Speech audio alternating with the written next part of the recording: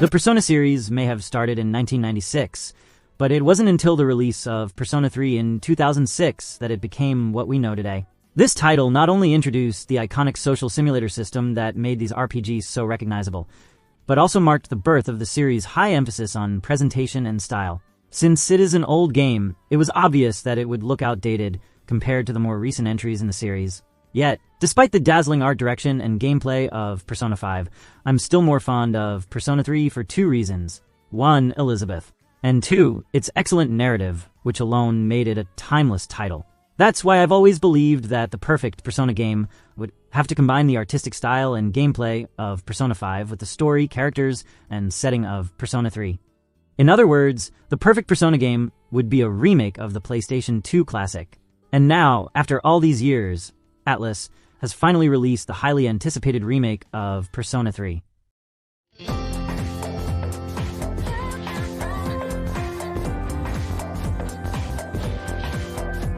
To say that this game simply remade the original with an updated graphics engine would be an understatement, as Persona 3 Reload is a complete overhaul of the original game that features new and important changes.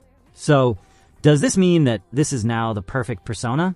Reload isn't the first enhanced version of Persona 3 to be released. First, we had FES, then Portable, and now Reload. And all these versions have at least one thing the others don't. And yes, this also applies to Reload, even though it's supposedly the best version of them all. Not to mention that among its new and important changes, some were for the better, while others not so much. And that's what I'm here to talk about today, what Reload did right, what it did wrong, and most importantly, if it isn't the perfect Persona at least, is it the best version of Persona 3 that exists? Without further delay, let's begin. Regarding its excellent narrative, the overall plot of Persona 3 didn't undergo significant changes in Reload. It's the same great story as always, told through a more modern system. And honestly, it's a good thing they didn't change anything. Why fix something that was never broken? I mean, who would be stupid enough to remake an old JRPG only to change and ruin its story? Wouldn't that be a massive mistake? In Persona 3, we take on the role of a transfer student, whom you can name, living day by day like any other student. He attends school, makes new friends, and falls in love with the best girl in the game. Nothing out of the ordinary. The thing is, this is a Japanese game, so what awaits our protagonist is anything but a normal life.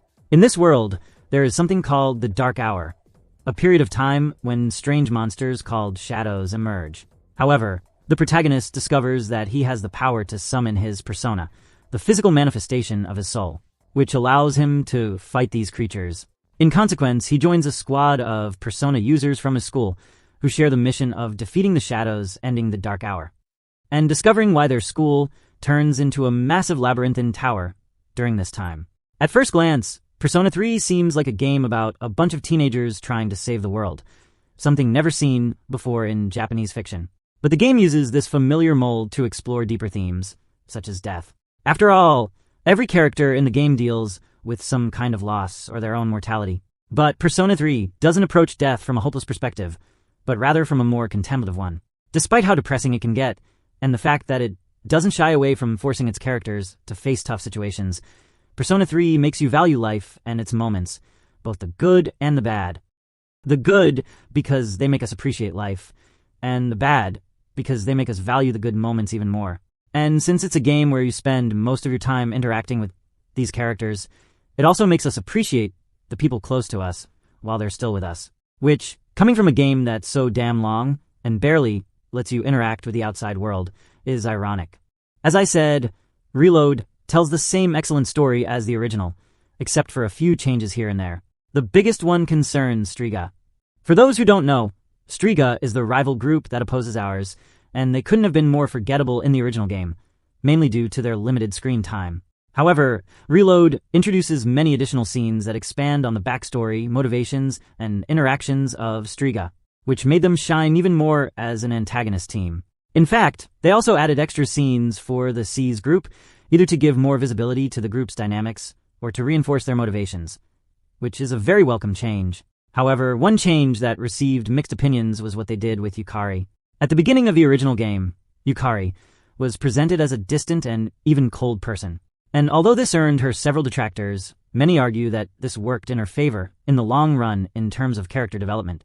You see, on the surface, Yukari looks like the typical anime waifu who is only there to be the protagonist's love interest, but Persona 3 subverts these expectations by having our first encounter with her involve her pointing a gun at us, making it clear that she is much more than she seems. This is why Persona 3 was so groundbreaking at the time. Despite having an anime aesthetic, the characters were so well written and justified in their actions that they felt like real human beings. And Yukari was an example of that. Due to the death of her father and her complicated relationship with her mother, she learned to distance herself from people at a young age. That's why, even though she's the first person we meet upon arriving at the dorm, we can't start a relationship with her until later in the story. But it's through the main story and her personal storyline that we see her grow as a person and open up to others, making hers one of the best written and most satisfying character arcs in the game. But of course, that was in the original game. In Reload, so to speak, Yukari's personality has been softened to be friendlier with you from the start. Many argue that this change lessens the impact of her development. But the reality is that her prickly attitude, which most people were familiar with, was a result of the original game's localization. This softened Yukari is more in line with how she was portrayed in the Japanese version, so it's up to you which version you prefer. Other than that, Reload did an excellent job of retelling the best and most profound story of the Neo Persona series, in my opinion. But now that we've seen how Reload remade its story, what about its gameplay? As many know, Persona 3 is a game made up of two halves, the social simulator and the RPG. Regarding its social simulator, Reload still follows the same calendar system as the original title. The story of Persona 3 begins on April 6, 2009 and ends on March 5, 2010, and the game forces you to live through each of those days and decide how to make the most of them, whether it's by studying for exams, improving your social skills, or going to poorly paid part-time jobs. However, the main appeal of Persona 3 and Reload's social simulator is the social links. While exploring the city, we can interact with some of its inhabitants to spend time with them. For example, if you visit the Naganaki Shrine, you'll find a little girl playing alone in the park. This girl is named Maiko, and like all social links, she represents an arcana, in this case, the Hanged Man, and each time you decide to spend part of your day with her, you'll experience a small chapter of her life. In fact, if you spend time with her, you'll eventually discover that the reason she's always playing alone in the park is that her parents are going through a divorce, and she doesn't want to be at home. Through the correct dialogue choices, we can increase our affinity with her, although sometimes other tempting dialogue options present themselves. But building bonds isn't just about getting to know these characters on a deeper level. It's where the two halves of Persona 3 come together seamlessly. The reason why it's important to create and strengthen your bonds is because you'll get extra experience when fusing personas.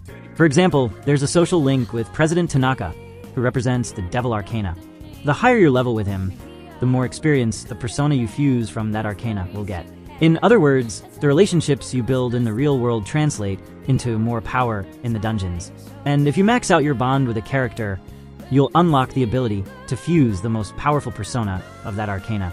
This is why the social links were the best mechanic in the original game, and that still holds true in Persona 3 Reload. Just like Tanaka and Maiko, there are other characters you can bond with and progress through their story. Some are great, others are just trash. And there are a few where you'll have the option to start a romantic relationship. Yep, you heard that right. Option. If you didn't know, in the original game, if you progressed far enough in a girl's social link, you automatically started dating her, whether you wanted to or not. Thank God they realized that a guy and a girl can just be friends, so now you can choose to keep things platonic with the romance options you're not into. The best addition Reload brought to social links is the voice acting. I'm not exaggerating when I say this is the most talkative Persona game yet, unlike the original. Now, all the social links are fully voiced, and it's not just them. The male team members also got some love. In previous versions, characters like Junpei, Akihiko, Shinjiro, and Ken didn't have social links unless you played the female route in Persona 3 Portable. And while that hasn't changed in Reload, they did add bond episodes, which, like social links, explore the backstory of the male SEES members. That's why the best additions to Reload's social simulator, aside from the voice acting and the ability to turn down waifus, were the dorm activities. The Iwadadai dorm is basically a sanctuary where you and your teammates can hang out and be safe from the Shadow's tricks. Well, almost always. And here, for the first time in the history of Persona 3, we're allowed to do all kinds of activities with our companions to further improve our relationship with them, whether it's reading, cooking, or harvesting vegetables together.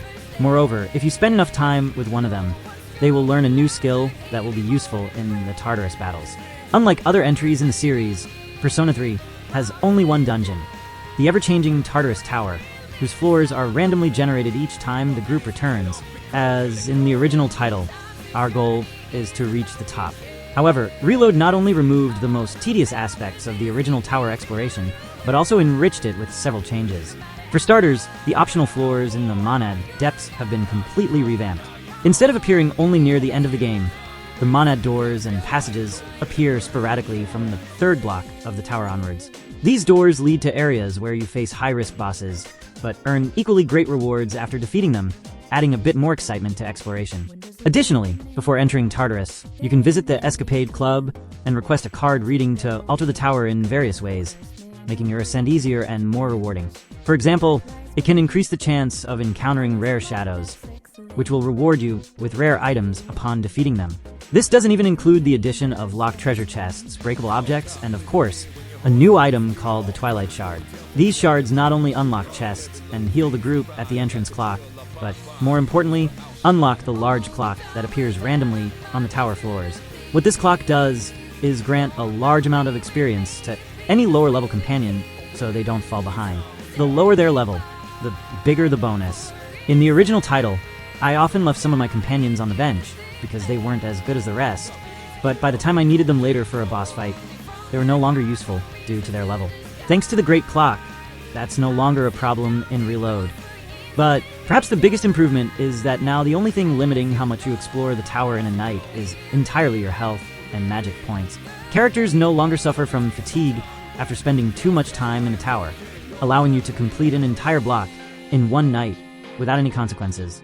While the structure and progression of the tower are essentially the same, these small changes have done what the original title never could: make Tartarus enjoyable, especially with the incredible battles that await. The list of changes isn't limited to the social simulation and dungeon crawling aspects of the game. It extends to its turn-based combat system as well. In previous Persona 3 games, with the exception of Portable, it was impossible to directly control party members. This was done to strengthen the idea that your companions were real people capable of making their own decisions, although they didn't always make the best ones. While this was an interesting concept, there's nothing like directly controlling your companions. Portable understood this, and fortunately, so does Reload. Overall, the combat in Reload is essentially the same as the original, with a strong emphasis on exploiting enemy weaknesses. If you weaken an enemy, you're not only granted an extra turn. Additionally, if all the enemies on screen are stunned, you can trigger a powerful combination attack to finish them off in style. This resulted in strategic battles, where each correctly chosen move brought you closer to victory. With the implementation of the shift system in Reload, the battles improved even more.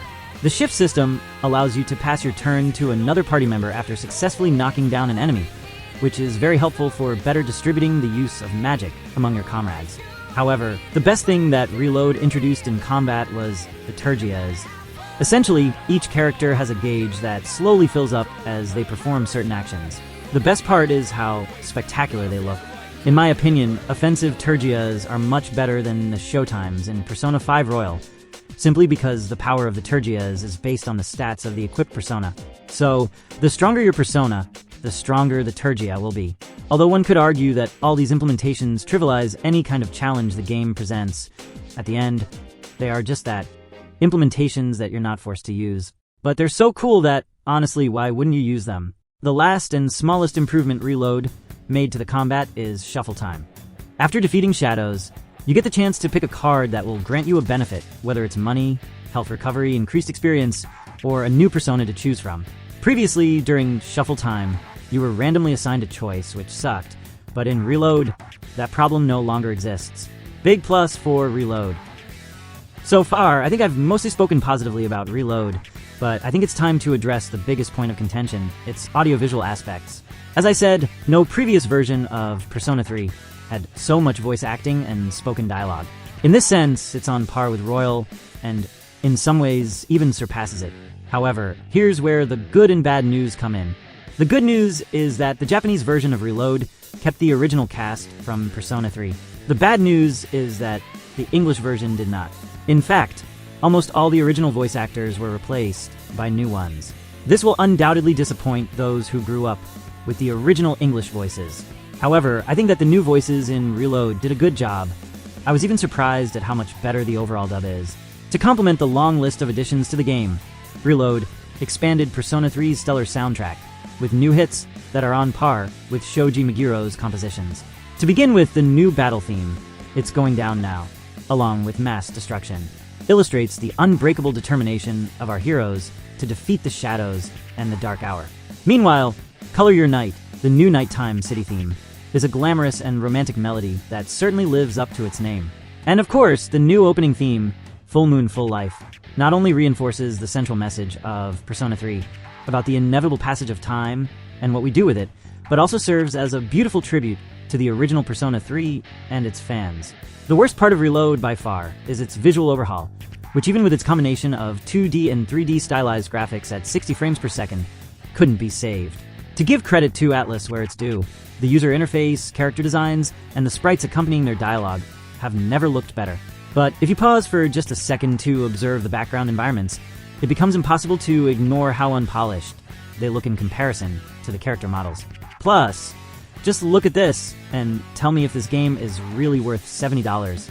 And to add salt to the wound, even if you spend those $70 on this game, you still won't get the full experience, because, in case you didn't know, the Answer expansion that came with Fez will be sold separately as DLC for Reload. Oh, sorry, my mistake. The Answer won't be sold as DLC, but rather as part of an expansion pass for an additional $35. And you might be wondering, what else does this lousy pass include to be worth that much? Well, it includes new battle music, new skins, and that's it. And in case you were wondering, no, there's no way to buy the Aegis episode separately. I know Atlus has this tendency to chop their games into pieces, sell you an unfinished product at full price, and charge you extra for the missing parts. But the fact that they removed a component from the base game that was already included in a previous version feels like nothing less than a slap in the face. With all that said, it's no surprise this has reignited the eternal debate over which version of Persona 3 is the best. Whether it's Fez for including the Answer, Portable for letting you play as the waifu, or Reload for its graphical and technical improvements, the argument continues. If you ask me, despite its flaws, I firmly believe that Reload is the superior version of Persona 3.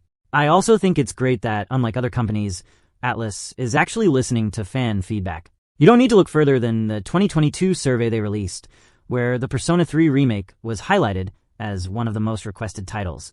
Because of this, things like a remake of Persona 4 or even Persona 1 and the Persona 2 duology are no longer a matter of if they will happen, but when. And honestly, I hope that whatever Atlus' next project may be, they leave behind the little imperfections of Reload and carry forward everything else. Because despite being an imperfect game, this is the best way to experience one of the greatest journeys a JRPG can offer. But anyway, that's my opinion, based on my own tastes and personal experience, which may differ from yours. I would like to know your opinions of this game, which is one of my favorites. I would even say that it competes side by side with Persona 5. Persona 3 Reload is a game that I recommend 100%, and you will not regret playing it.